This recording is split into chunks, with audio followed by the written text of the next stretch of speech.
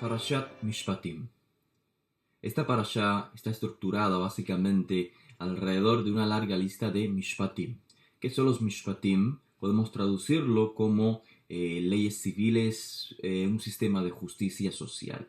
Así que básicamente los temas a tratar en esta parashá son leyes en referencia a los agravios, daños, el sistema judicial, la ética sexual, el servicio divino. ¿Cuál es el objetivo en realidad de los Mishpatim?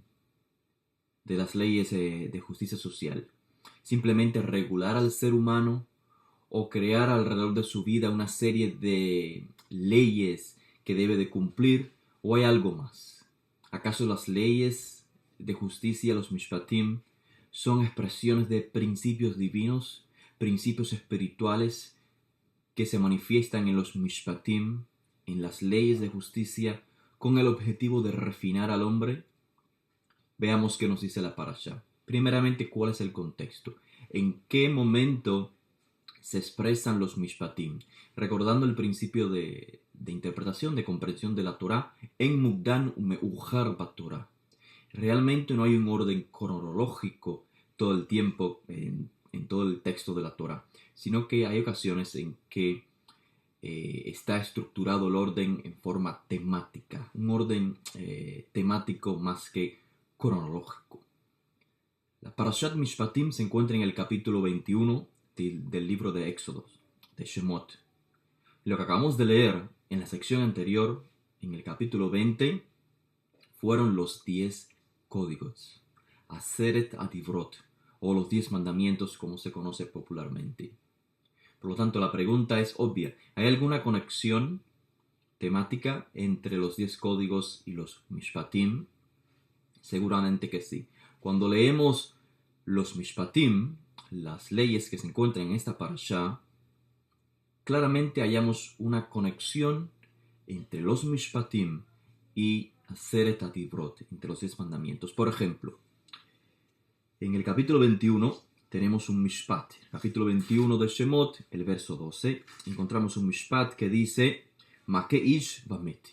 El que golpea a una persona y esta muera, continúa así el mishpat, y obviamente lo conectamos con el código divino que dice lo tirzaj, no asesinarás. Es clara la conexión. Otro ejemplo claro de conexión entre los mishpatim y los 10 códigos lo encontramos en el verso 16 del capítulo 21.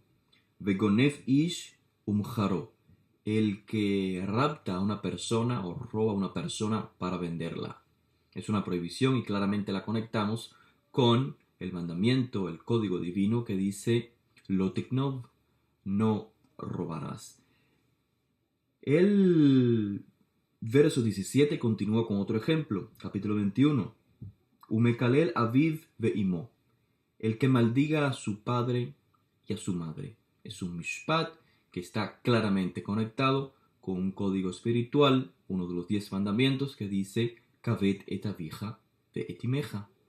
Son claras las conexiones que hay. Sin embargo, hay otros mishpatim que su conexión no es muy clara. O sea, hay mishpatim en los cuales no encontramos una fuente, un principio en los 10 mandamientos. Si tenemos, por supuesto, ya comprensión de que los 10 códigos, Aseret Adivrot, son principios espirituales y los Mishpatim son la aplicación en el mundo de la acción de estos 10 códigos espirituales. Por ejemplo, el primer Mishpat de esta parashá dice Kitikne Eved Ivri.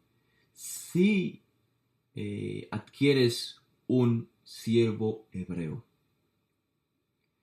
Si buscamos un paralelo o si buscamos la fuente, la raíz de este mishpat, de esta ley en los 10 mandamientos, seguramente que será difícil porque ¿cuál de los 10 mandamientos menciona acerca de la esclavitud? Seguro que ninguno. Entonces, la dificultad realmente radica en que usualmente el lector desea ver una conexión en la acción, en la aplicación de los códigos o de los mishpatim.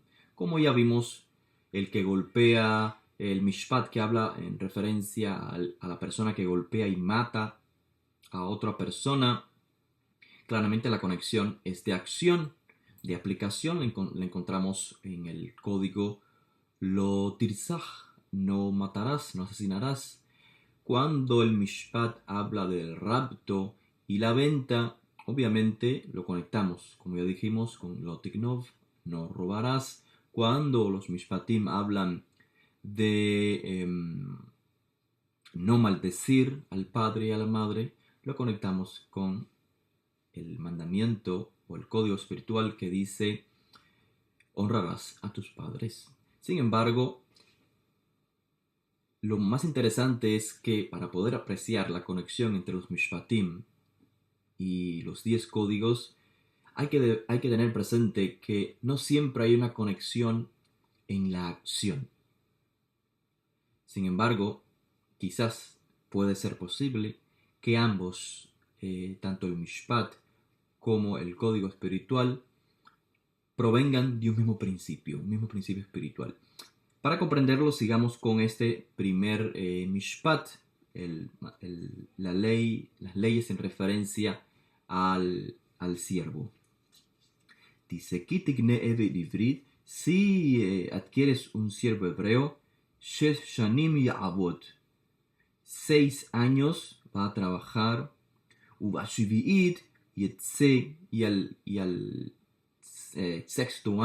séptimo año, va a dejar de ser siervo, va a ser libre.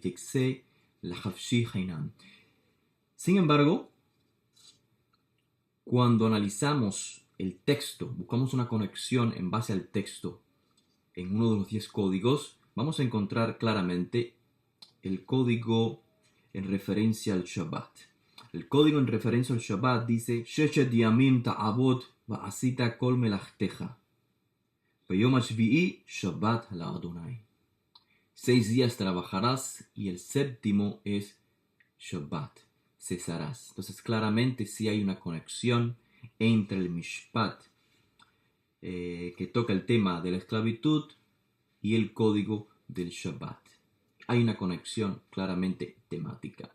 Pero lo más fascinante de todo esto es que al conectar un Mishpat con uno de los 10 códigos, comprendemos o se transforma nuestra comprensión sobre los códigos, sobre lo que el mundo occidental conoce como los 10 mandamientos. Se nos aclara aún más la comprensión. Para comprender esto que les digo, sigamos el ejemplo del Mishpat sobre la esclavitud. La pregunta es, ¿por qué hay un Mishpat, una ley que regula el tiempo en que Israel debe tener a una persona como sierva, como esclavo? Repito, si comprendemos la aplicación del Mishpat, se clarifica aún más nuestra comprensión sobre los 10 mandamientos. ¿Por qué razón entonces hay un Mishpat que regule el tiempo en que una persona debe ser siervo en Israel, debe funcionar como esclavo? Hay varias razones, por supuesto, pero una de ellas y la más importante, creo yo, es para crear una conciencia, para recordar a la persona, al amo, entre comillas, que realmente él no es el amo. Debe dejarlo libre, porque realmente él no es el amo. El amo de todo es Hashem. Y si este principio, si esta comprensión que tenemos del Mishpat nos ayuda a comprender, la transferimos al código divino que menciona el Shabbat, entonces comprenderemos que Shabbat no simplemente es trabajar por 6 días y descansar el séptimo, sino que el principio espiritual del Shabbat nos enseña en esencia lo mismo que nos enseña el Mishpat en referencia al siervo. No somos los creadores, no somos los amos. Por 6 días trabajamos, traemos sustento a nuestra casa y pensamos que lo tenemos todo bajo control. El hombre inconscientemente cree que todo está bajo su control. Y es por eso que viene el Shabbat, el día séptimo de la semana, para recordar al ser humano que debe cesar, para que entienda así, para que medite, que no lo tienes todo bajo control, que tu éxito no depende únicamente de tus acciones, sino que depende de un sistema de leyes espirituales que funcionan en nuestro mundo. Y solamente la persona que vive bajo esas leyes espirituales, aplicándolas en su vida, entonces prospera bajo la voluntad divina. Ahora bien, este mismo sistema de comprensión que acabamos de exponer, podemos aplicarlo al resto de los Mishpatim y encontrar entonces un significado más profundo en cada uno de los códigos divinos, los de los 10 mandamientos. Por ejemplo, el capítulo 23 y el verso 1 dice así, dice este Mishpat, Lo tisa shema shavi, no propagarás falso rumor. Comenzamos a indagar con qué mandamiento, con qué código divino o espiritual está conectado este Mishpat. Lo tisa shema shavi, no propagarás falso rumor. Usualmente el lector simplista lo conecta con el código que dice no darás falso testimonio contra tu prójimo, porque en la acción, en la aplicación, tienen el mismo sentido. Sin embargo, si ponemos atención al texto hebreo, vamos a encontrar una similitud entre este mishpat de no propagar falso rumor y otro de los 10 códigos. Lo tisa et shem Adonai Eloheja lashave. No tomarás el nombre de Hashem en vano. Nótese la conexión en el texto. El mishpat dice Lo tisa shema shave, no propagarás falso rumor, y el código espiritual, el mandamiento, dice Lo tisa et shem Adonai Eloheja lashave. No usarás el nombre de Hashem en vano. Ahora, apliquemos el método anterior. Si comprendemos el mishpat, es decir, la aplicación en acción del principio divino, si lo comprendemos, se esclarece aún más el principio divino, el significado del mandamiento. Otra vez, para refrescar nuestra mente, el código, el mishpat dice, Lo tisa shema shave, no propagarás falso rumor. El principio, el código espiritual dice, Lo tisa et shem Hashem Eloheja lashave, no tomarás el nombre de Hashem en vano. Cuando alguien propaga falso rumor, falso testimonio, no solamente está mintiendo, sino que está dañando la identidad de otra persona. Y si esta comprensión sobre el mishpat lo aplicamos al código divino, que dice Lo tisa et shem Adonai Eloheja lashave, no tomarás el nombre de Hashem en vano, entonces comprendemos que no se trata simplemente de la prohibición de no usar el nombre de Hashem en vano, sino que nos habla de conducta. Como Am Israel, Hashem es conocido como Elohe Israel. Para el pueblo de Israel, Hashem es Elohe Israel, el Dios de Israel. Así que con nuestra conducta podemos dañar esa identidad de Hashem que se conoce en nuestro mundo como Elohe Israel, como el Dios de Israel. Es decir, nos hacemos responsables de las falsedades que otros pueblos puedan decir del Creador en base a nuestra conducta. Y ejemplos de ello lo encontramos en el Tanaj. Por ejemplo, el libro de Yehezkel Hanaví, en el capítulo 36, nos dice, cuando los hijos de Israel llegaron a las naciones donde fueron, dice, profanaron allí mi santo nombre, porque de ellos decían, estos son el pueblo de Hashem y han salido de su tierra. Es decir, aquellos pueblos se preguntaban, ¿qué clase de Dios tienen los hijos de Israel? ¿Quién es ese Elohe Israel que los ha abandonado? Los culpables, los responsables de haber estado en el exilio somos nosotros mismos. Y el hecho de estar en el exilio es profanación del nombre. Es decir, profanación de Elohé Israel. Dañar la identidad de Elohé Israel en nuestro mundo. Así que es con nuestra conducta y no solamente la pronunciación de un nombre que podemos dañar la identidad de Hashem.